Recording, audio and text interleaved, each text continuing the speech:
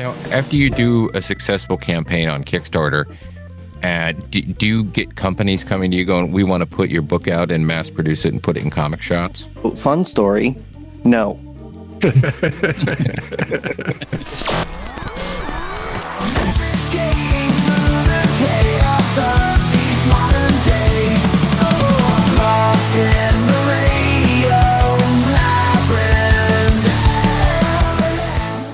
How's everybody been enjoying the rain? Have you been living in the rain, loving the rain? Memorial Day weekend was I'm sick of it. Yeah. I'm so sick of it. You see that lady that got stranded on top of her Waymo? Yes, I saw that. Yeah.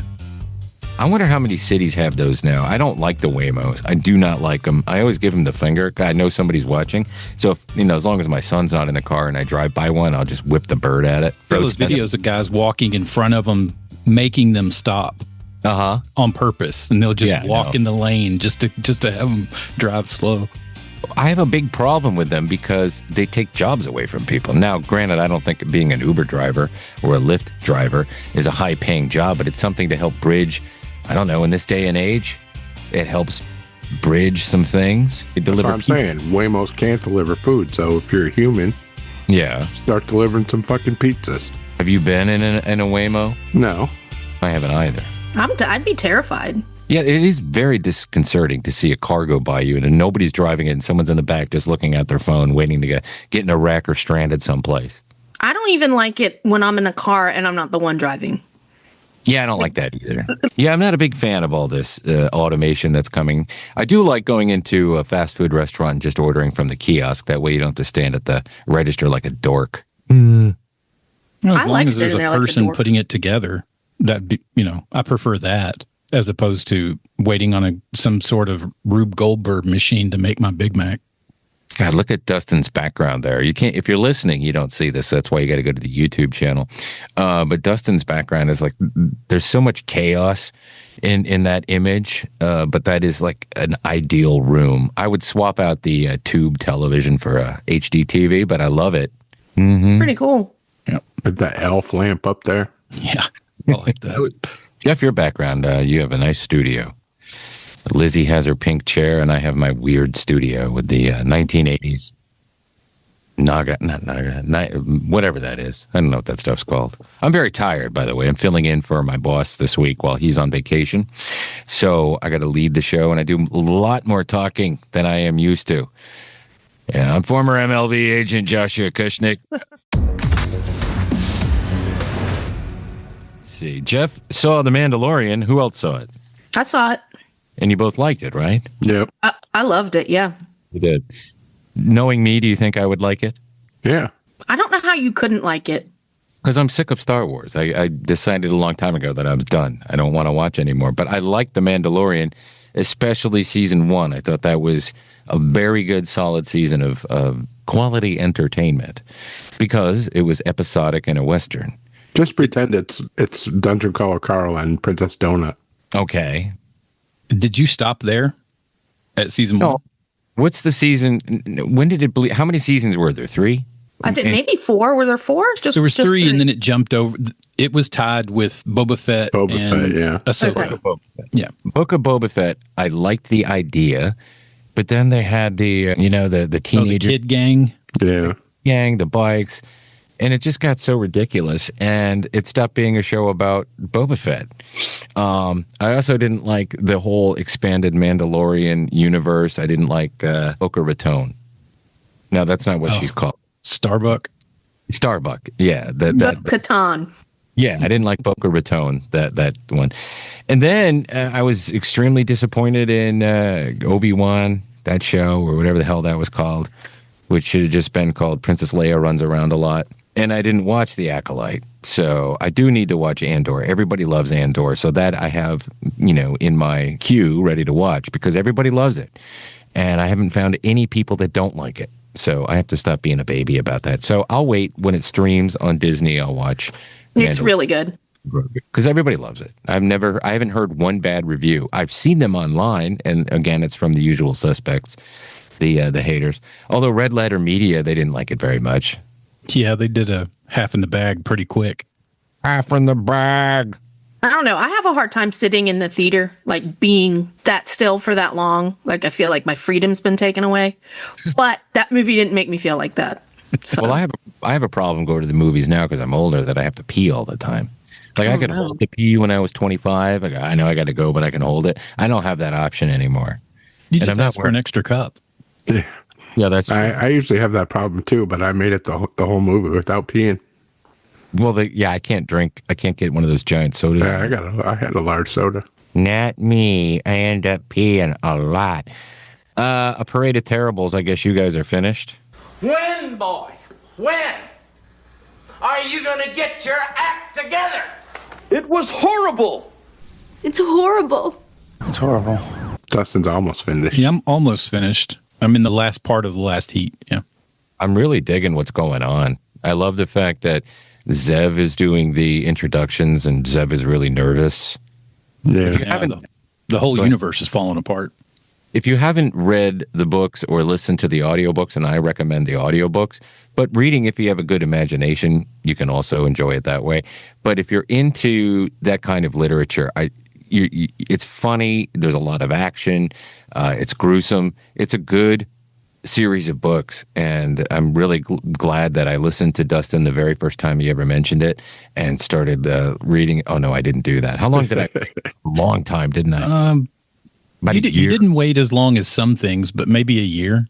Yeah, I did wait a while. I'm like, I don't have time for this. I got to re-listen to the Stephen King book that I've listened to 30 times. They're the best audiobooks ever made, I think, except for the two I narrated for my cousin Scott. It's getting great reviews. The popularity of Matt and Jeff, especially online on YouTube, is just blowing up. I mean, have you ever heard or seen the channel The Charismatic Voice, the lady that listens to all the music, and then she's a voice coach? You do one of she did one of Jeff, his cold reading videos, and then he commented on it and was like, "I've been watching you for years, and the fact that you're doing one of my, you're doing my voice is crazy." No, I watched two of those ladies. Is she the one with the long hair or the short hair? Long hair. Okay. Yeah. She I think sometimes she gets a little amazed by songs she's never listened to before that. I'm like, I can't believe you've never heard that. She did "Eye in the Sky" by Alan Parsons Project. How have you never heard that song in your life? There's a whole thing on YouTube of a whole generation that hasn't heard anything. It seems like they're astounded by the Beastie Boys. Really? Yeah. I mean, it's crazy, and it really makes you feel old. Is Mike T the only one that's still alive? Yes. No, not Mike. He's the only one doing something right now. Yeah, he's got a new album. He put an album out on. I tried to listen to it on Spotify, and I found it unlistenable. He recorded. If it wasn't one track, it was the whole album. But I think he recorded the whole thing on acid. Okay, maybe I'll give it another shot, but I'm not going to take acid to listen to it. Now, are you going to read the book, Lizzie, or are you going to listen to the audiobook? I enjoyed listening to the audio. Like we had them on a guest on the show. Was it last summer? Yeah. We had them both. Yeah, and I was like, I don't want to have a guest on and not know what I'm talking about. So I started listening to the first book, and I was doing it you guys said it was good, but just simply because they were going to be on the show, and I got really into it, and I would stay up till like 4 or 5 in the morning. Wow. Listening to it. So yeah, I would suggest it's the first audiobook I've ever listened to. Really? Yeah, and I really liked it. That really damaged all other audiobooks for you. Yeah. You're going to have a hard time if you read something that's narrated by Stephen King.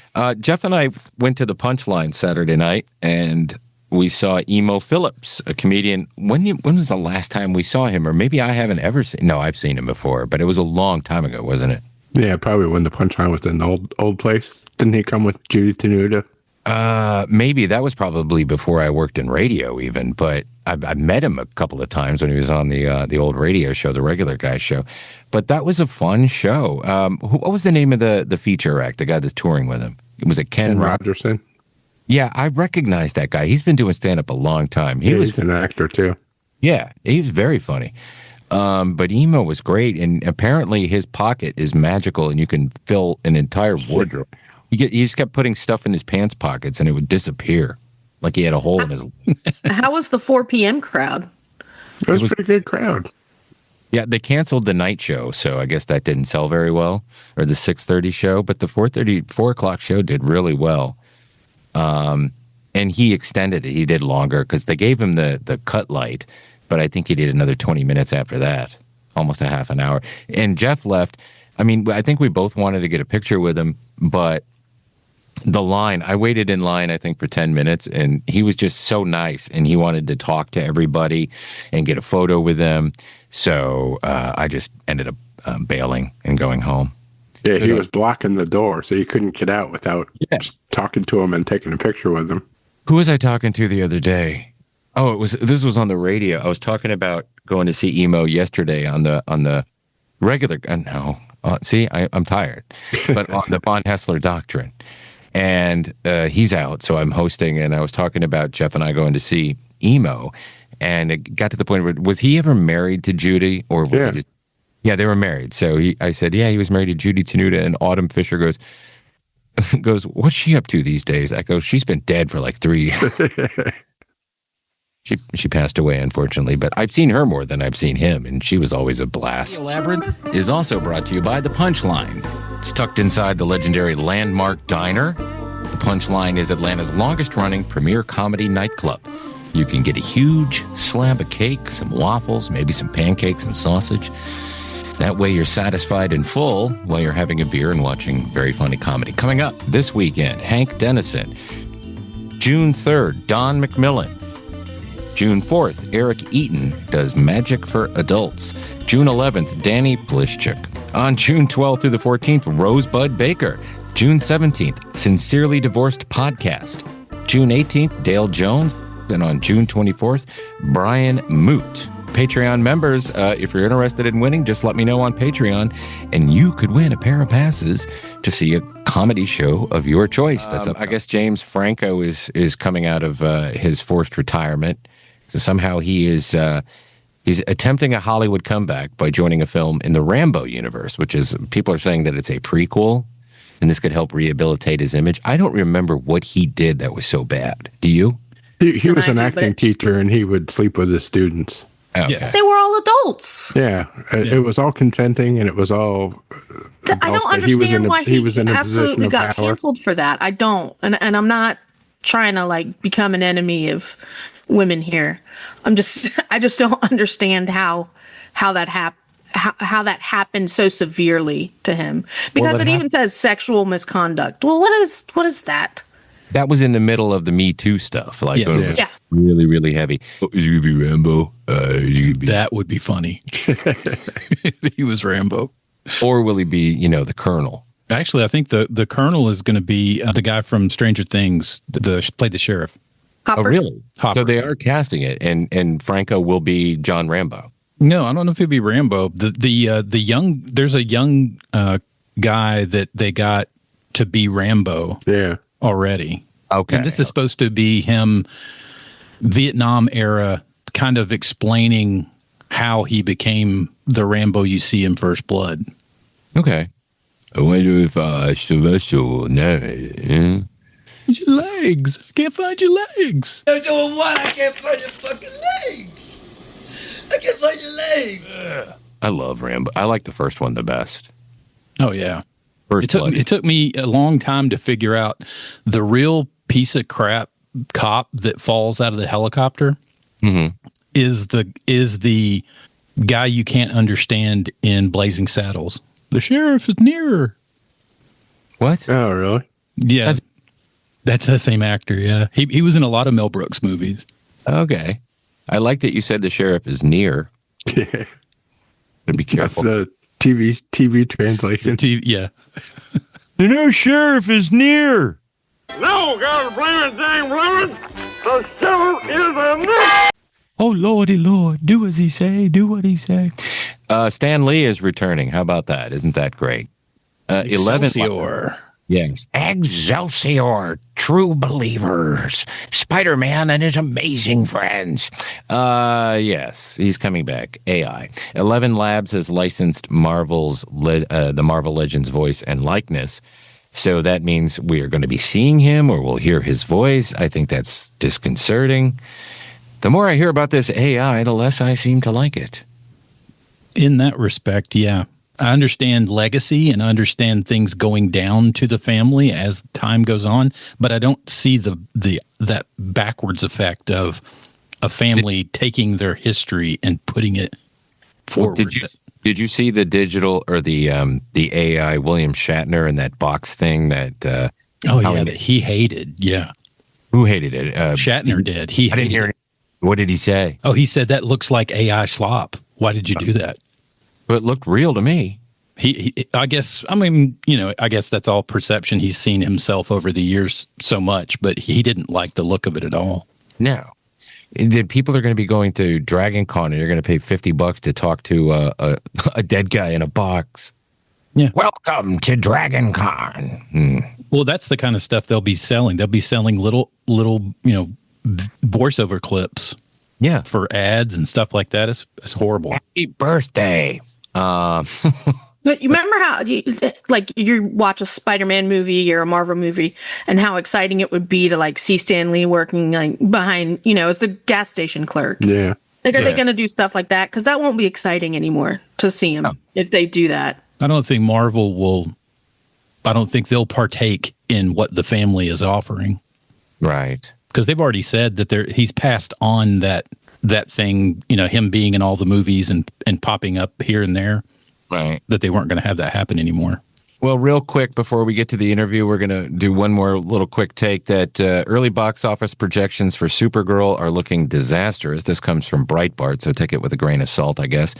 It projects a week opening weekend to 47 to 65 million. Again, I don't care what she says outside of being in the film. It looked good to me. And I like what they've done with the DC universe, so I'll probably go see it. They said the same thing before Superman. Oh, they did? Okay. Yeah. I saw the full trailer before Mandalorian and Grogu. And it looks really good. Yeah. Okay.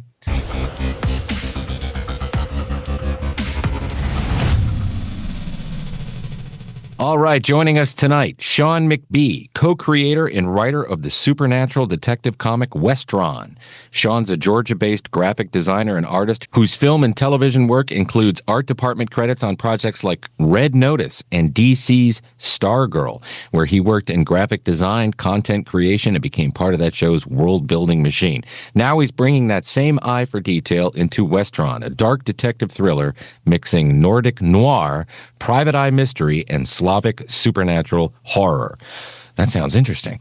The story follows investigator Jan Westron, who gets pulled into a missing persons case after a young woman's body is found in the woods, which, as a general rule, is when you should stop asking questions and move to a condominium.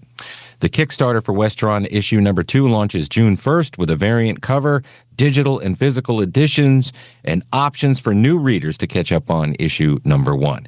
Shawn, welcome back to Radio Labyrinth. For people just discovering Westron, what kind of nightmare are you inviting them into? I mean, is there a bad kind of nightmare? Where we come from, Brighton horror comics, they're all great nightmares. And that's what we're going for, is the Slavic kind of terrible, terrible awesomeness. Do they have a different kind of supernatural or scary lore in their history? Oh, they do. They've got all sorts of weird creatures that haven't really been touched on much in popular culture. The Witcher goes through some of it, but really only scratches the surface, and we're going for some sort of deeper cuts. Cool. But, our whole thing is we don't want to see more werewolves and vampires and the same stuff that you've seen over and over again. So we're taking it in a different direction. My co-writer, MJ, is from Poland. So it's sort of the legends he was raised in. And when I came on, I was like, well, we also need to work in some creepy Celtic stuff because I've been obsessed with them forever, and that's down the line. But I got some creepy Celtic stuff lined up because they got some real creepy monsters as well. Yes, that's cool. From Scotland and Wales and Ireland. You think of leprechauns, and it's no. They got real dark shit. Like Nessie? Oh, so much worse than Nessie.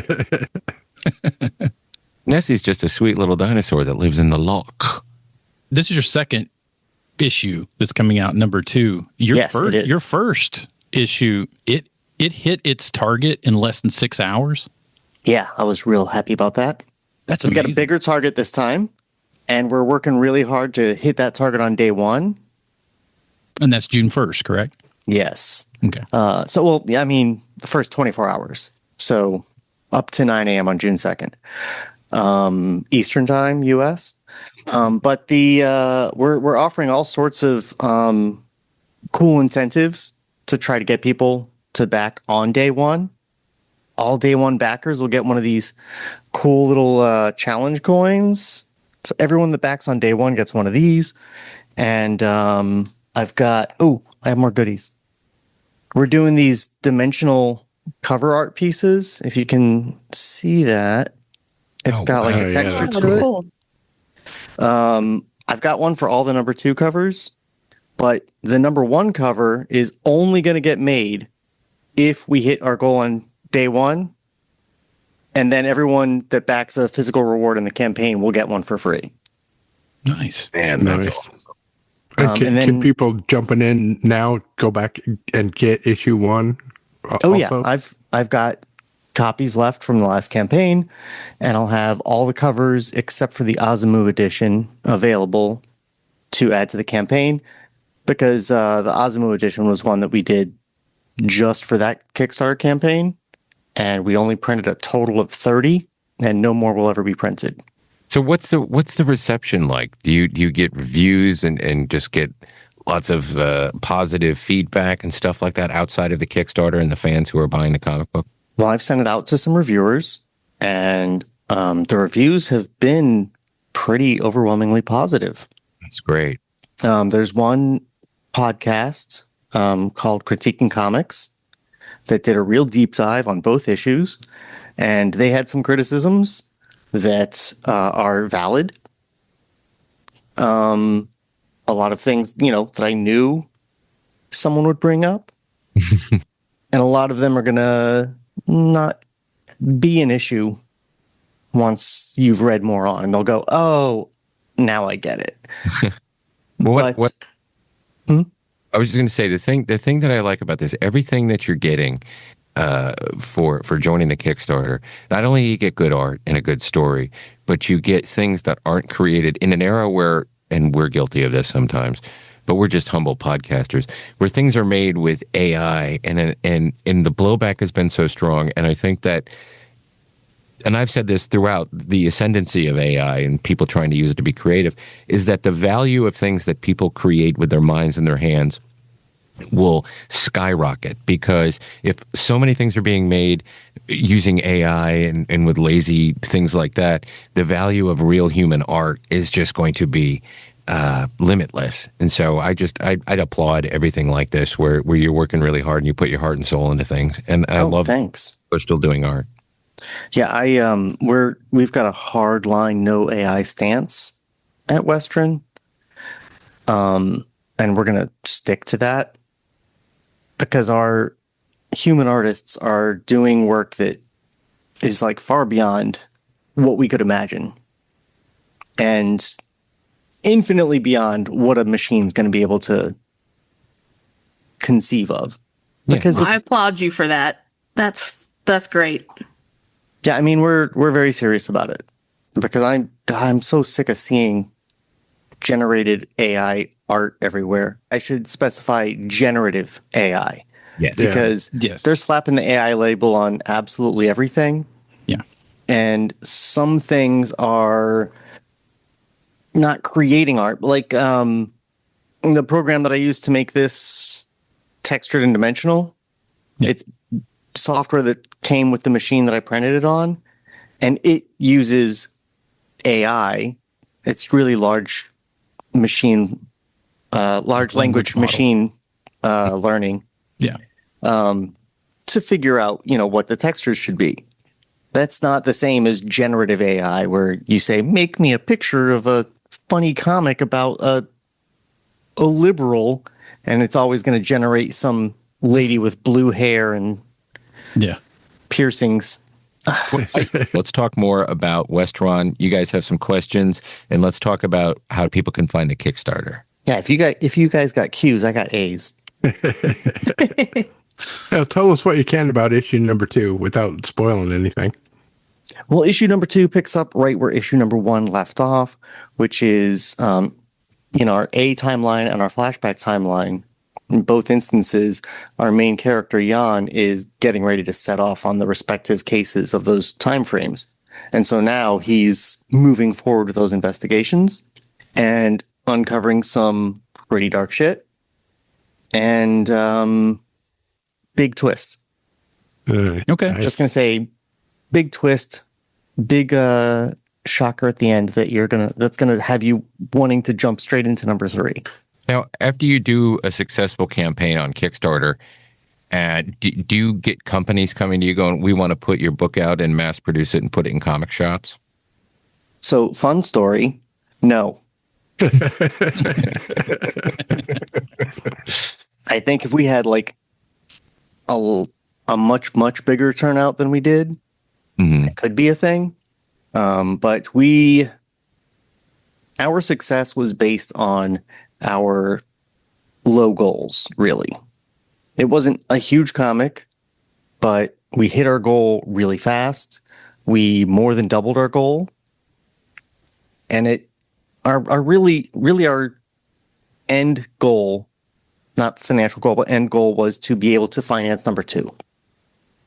And we did that. So here we are with number 2. It took us longer to get here than we expected because we're trying to build some stuff. We just miscalculated. And so here we are with number 2.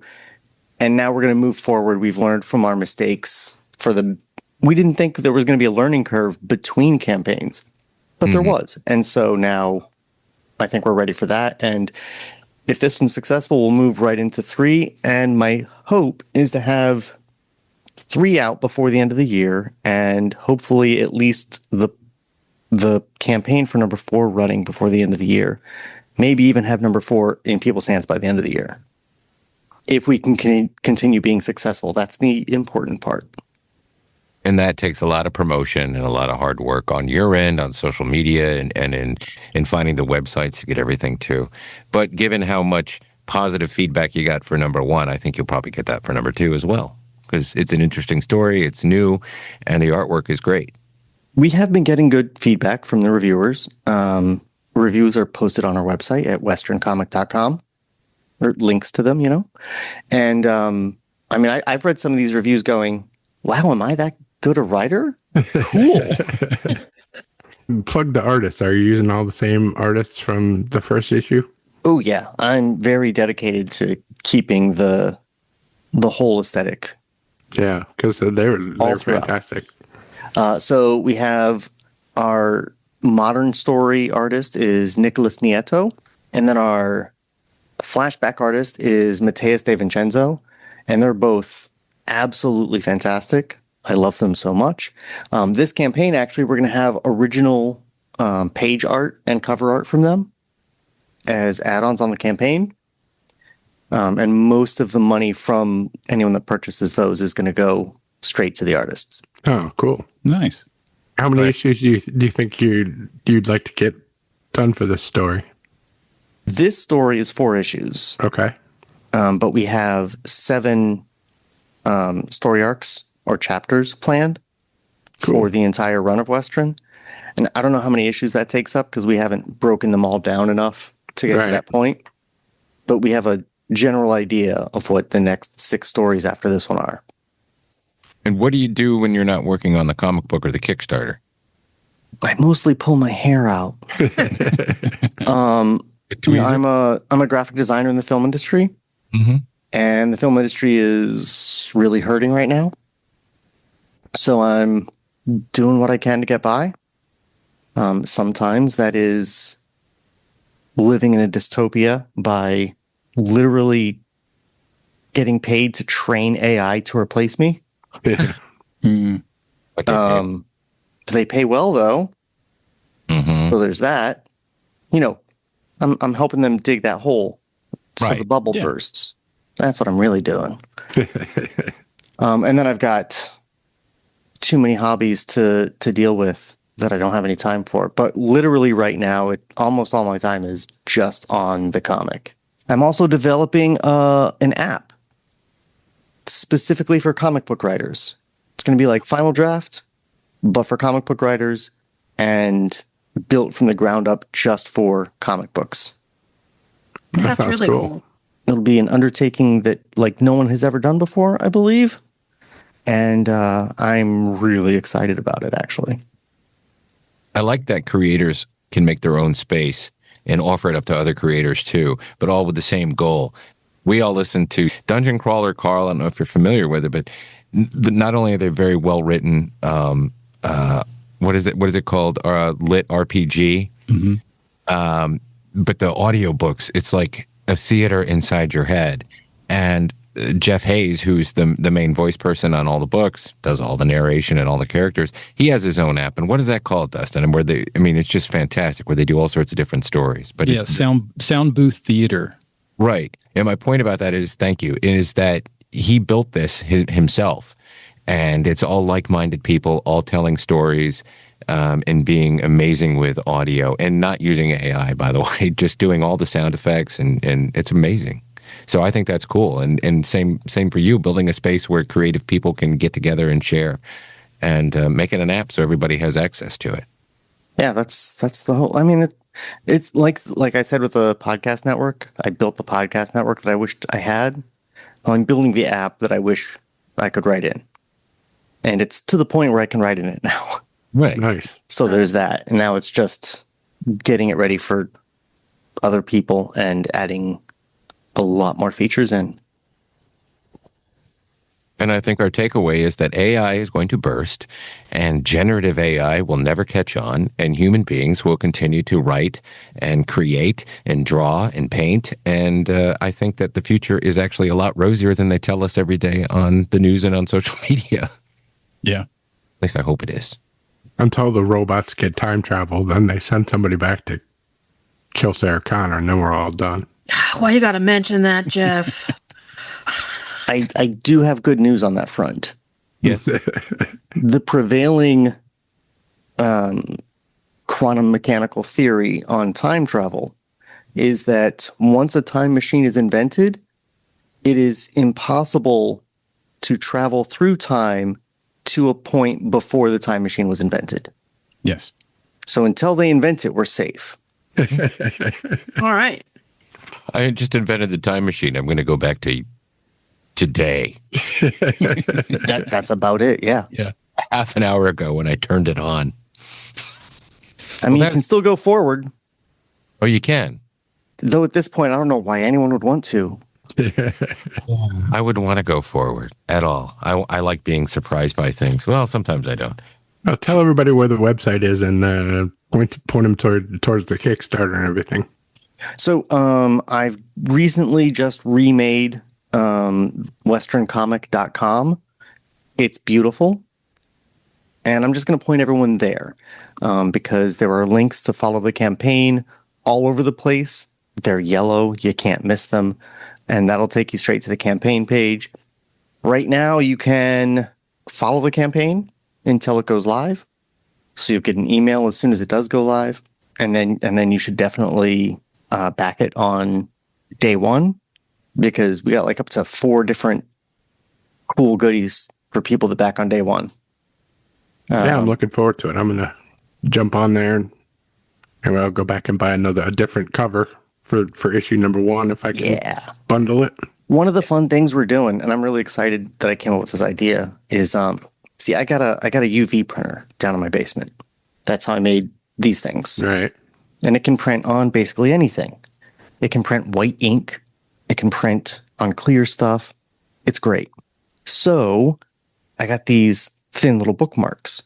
And what I'm going to do is we're going to have a decoder bookmark for this issue. So in the back pages, there's going to be a code that you need to lay this bookmark on top of to see the full solution. And that's going to tell you how to get a bonus Westron story an earlier story from his Red Case book. Oh, that's cool. That we're not going to publish in comic book form. Wow.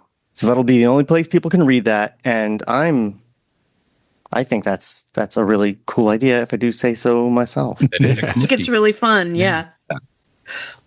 Well, the website looks great, by the way. So, guys, go check out the website, westerncomic.com, and it's easy to navigate. There's all the cool stuff on there, and there's even a shop where you can, well, the inventory file is temporarily closed, it says. Yeah, I have to do some testing to make sure that the store is secure and working properly. Yes. But that's all stuff that you can get on the Kickstarter campaign anyway, so. Right on. All right, Shawn, thank you very much for coming back on. Thanks for having me on. You guys are so fun. Yeah, we love having you, and best of luck. And I hope, again, everybody, go check it out, especially our comic book folks, and we have a lot of them. Go check out the comic book, check out the website. Yeah, well, thanks, guys. Everyone check out westerncomic.com. You won't be disappointed.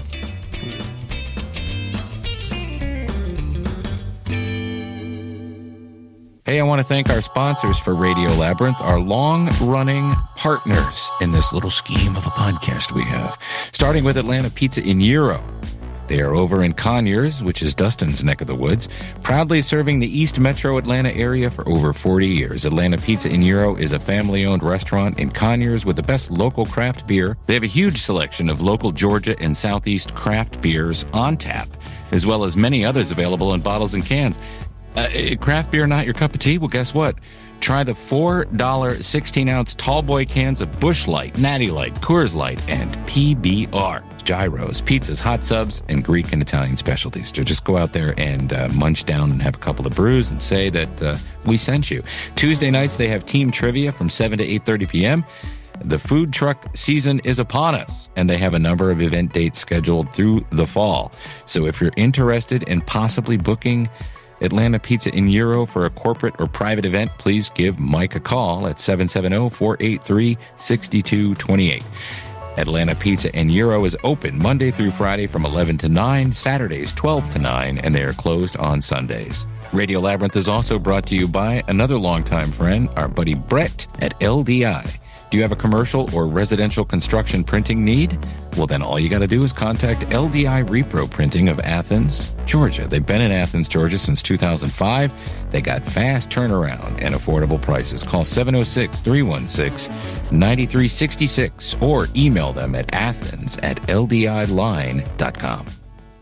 All right, thanks to Shawn for coming on the show. Let's do our staff picks before we wrap up. Who wants to go first? Mine's a new Craig Ferguson series on CNN, American on Purpose. I bet you that's going to be good. Yeah, I like Craig Ferguson. Yeah, I miss seeing him on TV. Yeah, I liked his show. His late night show was the best one when it was on. Yeah. Let's see. Mine is, I got John Carpenter's They Live, came out on 4K. So I get to watch that 20-minute boxing match in 4K. I love that movie. It's such a good movie, and it kind of rings true now, too. Yeah, kind of. Mm-hmm. Lizzie, do you have one? I was just going to do The Mandalorian, but we already talked about it. I would suggest, if you have kids or family, taking them to go see it. It's a really good movie. Awesome. And it's got like a wholesome message to it, for sure. Well, I will check it out based on your recommendation alone. I don't care about these other. Yeah, the entire message is don't eat cookies before dinner. Okay. My staff pick is something that's been out for, I think, a week or so now. It's Dan Soder and Will Sasso are on the Chris Van Vliet, I don't know how to say his name, so hopefully that's correct, podcast. It was one of the best podcasts I've watched in a while. Just nonstop wrestling and comedian impressions between those two. It was great. Did anybody else watch it? Yeah, I watched clips. Yeah, I've watched it. It's really good. The Rodney stuff was good. All of it was good. It was just an enjoyable. That's the kind of stuff I like on podcasts now. I'm not getting involved in Podcastistan, which is a whole other thing. They both do the same wrestler, so it was like dueling banjos with their wrestling impersonations. Yeah. Mm-hmm. Yeah. And really good Dusty Rhodes. I almost said Dusty Slay. And as far as I know, by the way, Dusty's Working Man is available now on YouTube. It's no longer on Netflix, so you could watch it there.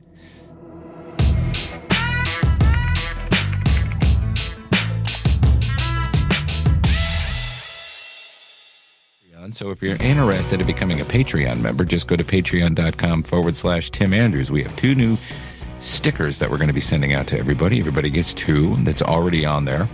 And that's at the $5 and up level. So that's our base level. If you want to do that, that's fantastic. We would love it if you would do that. $5, you know, that's almost a gallon of gas these days. I understand that, but anyway, or you can join up and be a producer for $25 a month, and you are getting yourself a t-shirt from our t-shirt shop, and you get a message. I'm fading. You get a shout out every week for being an executive producer. And this week I want to say thank you to Mike Walker, John Allen, Matt Carter, Chris Chandler, Mike D, Jim Fortner, Terry Fuller, Roby Neely, Jeff Peterson, Tim Slayton, Brian and Chelsea Smith, and Pat Turner. Thank you guys very, very much. And I don't think I'm missing anybody, but if I am, please let me know. And as always, when you're a Patreon member, you are eligible to win a pair of tickets to go to an upcoming Punchline show. Thank you to our guest, Shawn McBee. Don't forget that his Kickstarter for the Westron issue number 2 launches June 1st. So check it out and check out episode or issue number 1. Now, if you're watching us on YouTube, please like, subscribe, share, and comment. Commenting is great. It gets that algorithm going, hey, people are watching this and they like it. They're commenting. Ask us questions in the comments. I mean, hey, why not? We'll answer them. Obviously, we will. I promise. I swear to God. And if you're listening to us, you know, leave a comment, share, and rate us. What else do I have to say? Make sure, if you're a Patreon member, to be on the lookout very soon. We have 3 stickers coming your way, and I promise you that you will get them before 2027. I swear to God that you will. I promise. But thank you all very, very much, and we hope you have a wonderful weekend. And remember to keep it canon. They say all good things come to an end. What's that got to do with this show? Lost in the radio.